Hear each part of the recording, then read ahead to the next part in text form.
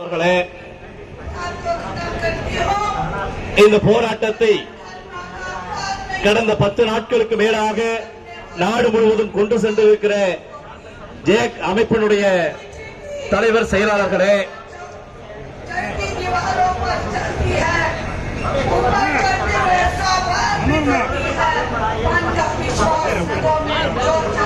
தமிழ்நாடு முழுவதும்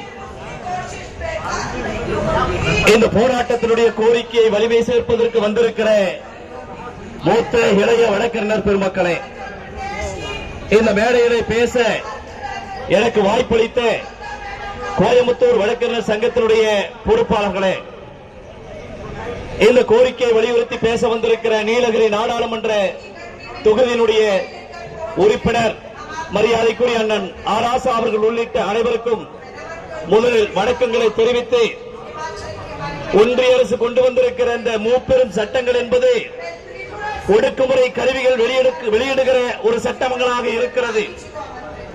அரசியலமைப்பு சட்டம் பிரிவு 348 படி ஒரு சட்டத்தை இயற்ற வேண்டும் என்றால் அது ஆங்கிலத்தில் இருக்க வேண்டும். அதனுடைய தலைப்பும் ஆங்கிலத்தில் இருக்க வேண்டும். தேவைப்பட்டால் பிராந்திய மொழிகள் என்று சொல்லக்கூடிய மாநில மொழிகளில் அந்த சட்டத்தை வடிவமைத்துக் கொள்ளலாம். அந்த அடிப்படையில் தான் அரசியலமைப்பு சட்டம் பிரிவு 348 சட்டத்தினுடைய தலைப்புகளை பொறுத்தவரை சொல்லுகிறது.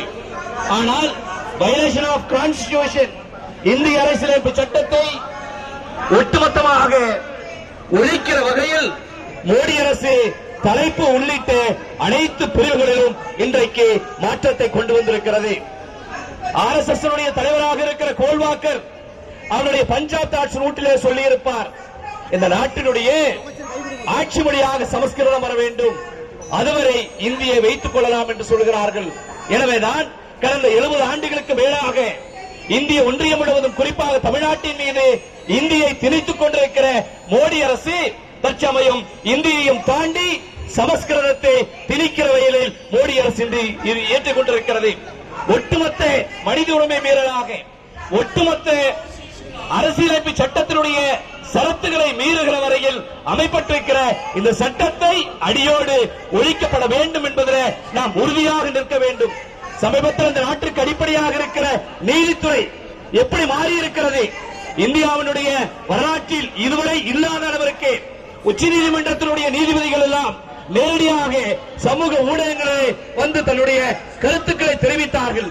அப்படி தெரிவிக்கிற பொழுது உச்சநீதிமன்றத்தில் வழக்குகள் பிரிப்பதிலே, வழக்குகள் நடத்துவதிலே, கொடுப்பதிலே பல்வேறு விதமான பிரிவுகள் இருக்கிறது.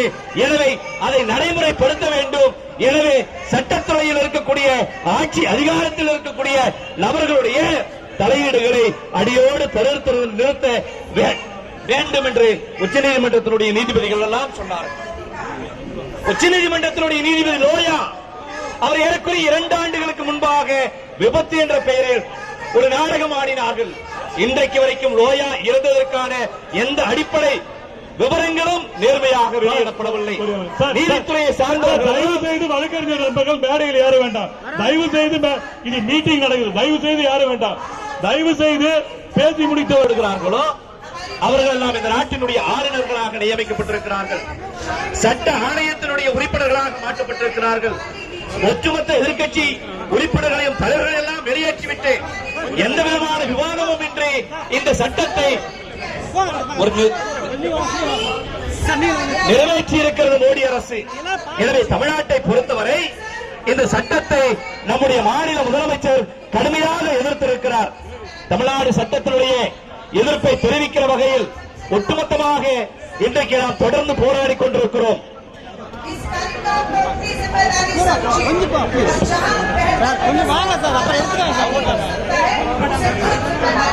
என்று பேசியிருக்கிறார்கள்.